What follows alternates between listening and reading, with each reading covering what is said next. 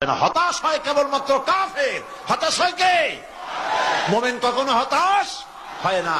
হতাশ হওয়া ইমানের পরিপন্থী কাজ। আল্লাহ পাক বলেছেন, লা তাকনাতু মির রাহমাতিল্লাহ, আমার রহমত থেকে মায়ুস হও না। দেখেন হযরত আইয়ুব আলাইহিস সালাম কত বড় রোগ হয়েছে, শরীর পোকায় ধরেছে, জর্জরিত হয়েছে, দুর্গন্ধ হয়েছে, গ্রামের লোকেরা তাকে বের করে দিয়েছে, স্ত্রী পুত্র পরিজন সব চলে গিয়েছে।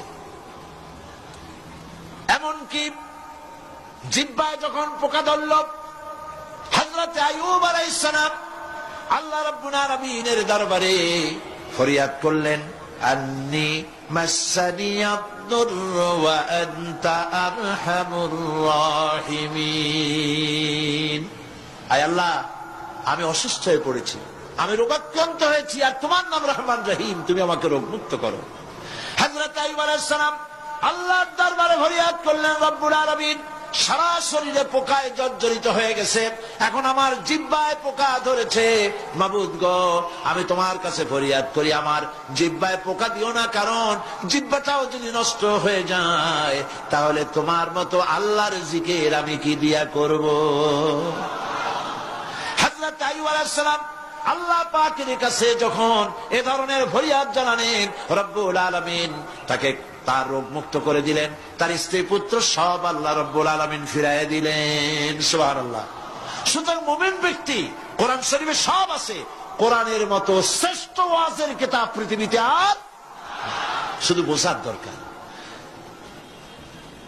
বিপদের যত বড় বিপদ আসুক, কোন বিপদে মুমিন ধৈর্য হারাবে না।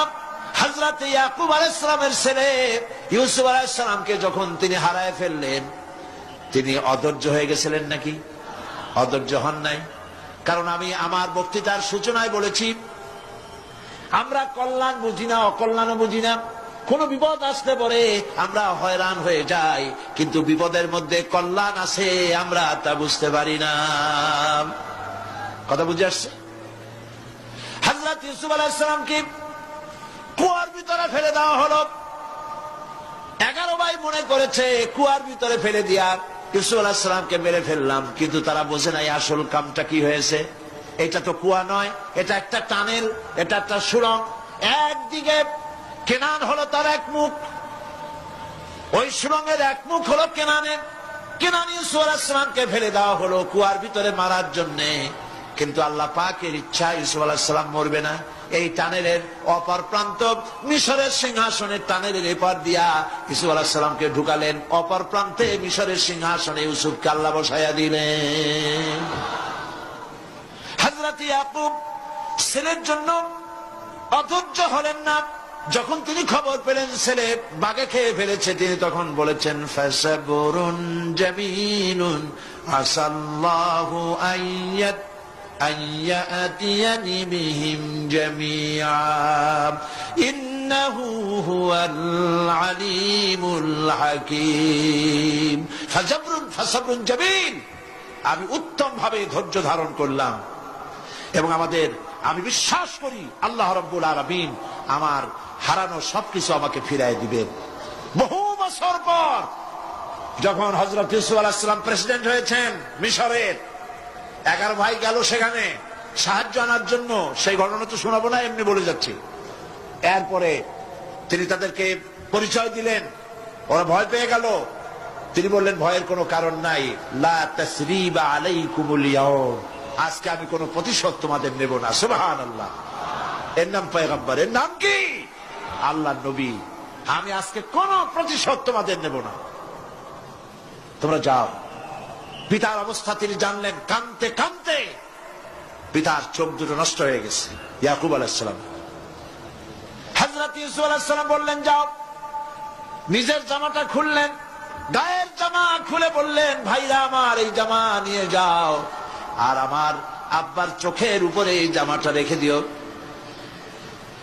ছেলেরা যখন হযরত ইউসুফ আলাইহিস সালামের জামা নিয়ে মিশর থেকে রওনা করেছে, গল্প নয়, উপন্যাস নয়, আল্লাহ পাক এই কোরআন শরীফে সূরা ইউসুফে বলেছেন, জামা নিয়ে মিশর থেকে রওনা করেছেন। কোথায় মিশর আর কোথায় কেনান?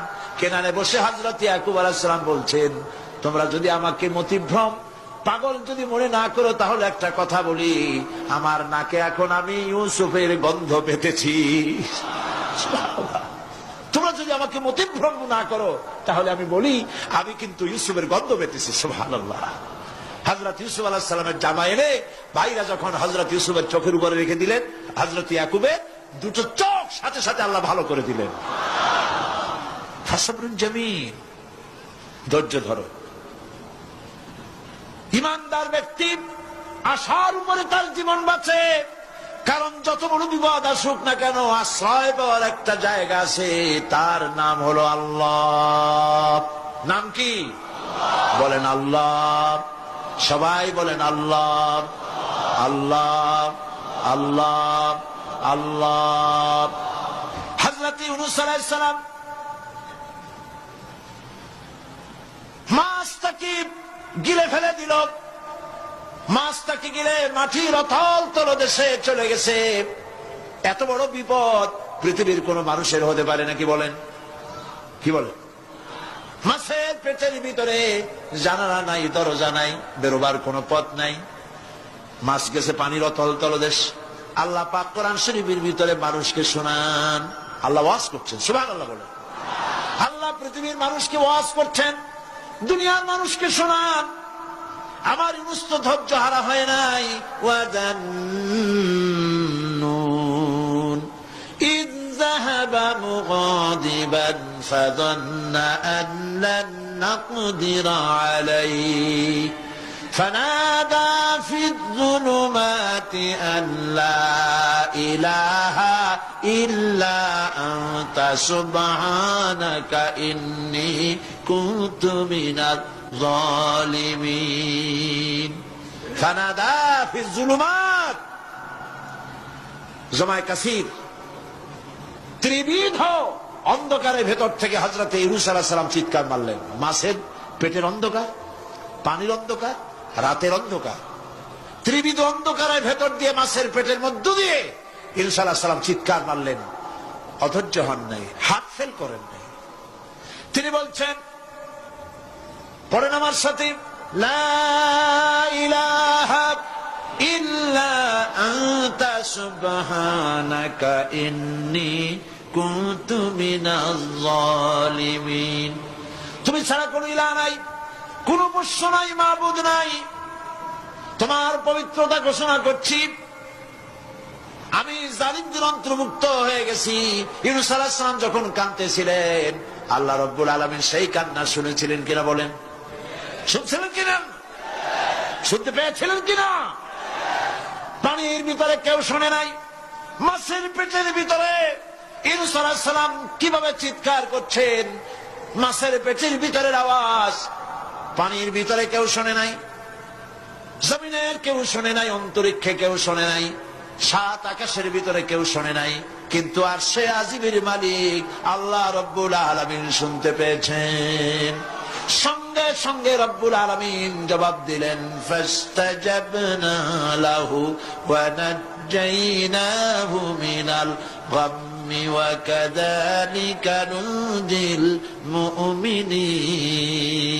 পড়েন, ফাস্তাজাবনা লাহু ওয়া নাজ্জাইনাহু মিনাল গাম্মি ওয়া কাযালিকা নুনজিল মুমিনিন। আমি ইউনূসের ডাকের জবাব দিলাম। কে বলতেছেন? বড় করে বলেন, কে বলছেন? আল্লাহ। সুবহানাল্লাহ। আপনারা কি ভয় পাইছেন? ভয় পেয়েছে মুসলমান? আল্লাহ রাব্বুল আলামিন বলেন, আমি আমার ইউনূসের ডাকের জবাব দিলাম। শুধু জবাব দেই নাই, আমি ইউনূসকে তার মাছের পেটের ভিতর থেকে বাঁচাই দিলাম। মাছের পেটের মধ্যে বেদনা শুরু হয়ে গেল, এমন বেদনা হয়েছে মাছ এখন বমি না করে পারে না। কথা বুঝতে পারছ? মাছ এখন বমি না করে পারে না। পানির উপরে মাছ ভেসে উঠল। আল্লাহ কোরআন শরীফের ভিতরে বলছেন, মাছ সাতরায়া কিনারায় চলে গেল, ইউনূস আলাইহিস সালামকে বমি করে ফেলে দিল। ইউনূস আলাইহিস সালাম বেঁচে গেলেন। আল্লাহ পাক বলেন, শুধু ইউনূসকে বাঁচাইলাম না, বরং আমি সকলের জন্য আশার বাণী শোনাই। শোনো মুমিনেরা, ওয়া কাযালিকা নুনজিল মুমিনিন। মুমিন বান্দা যারা, যত বড় বিপদ আসুক আমারে ডাকো, আমি বিপদ দিয়ে বাঁচাই দেব। সুবহানাল্লাহ, বিপদ থেকে আমি বাঁচাই দেব। আল্লাহ পাক বলেছেন ফাইন্না মাআল উসরি ইউসরান, ইন্না মাআল উসরি ইউসরা। জেনে রাখো, দুঃখ এবং কষ্টের পরে রয়েছে সুযোগ সুবিধা, আর অসচ্ছলতার সাথে রয়েছে উদার সচ্ছলতা। যত বড় বিপদ আসছে, এই বিপদের পরে আল্লাহ পাক তার গোলামদের উপরে রহমত নাজিল করবেন ইনশাআল্লাহ। সুতরাং ইমানদার লোকেরা, তাদেরকে আল্লাহ পাক বলছেন কোনো ভয় নাই, কোনো চিন্তা নাই, যত বড় বিপদে পড়ো আমারে ডাকো, আমি ডাকের সাড়া দিয়ে দেব। সবাই আল্লাহরে ডাকেন, সুবহানাল্লাহ ওয়ালহামদুলিল্লাহ লা ইলাহা ইল্লাল্লাহ। জোরে পড়েন সুবহানাল্লাহ ওয়ালহামদুলিল্লাহ লা ইলাহা ইল্লাল্লাহ, সুবহানাল্লাহ ওয়ালহামদুলিল্লাহ।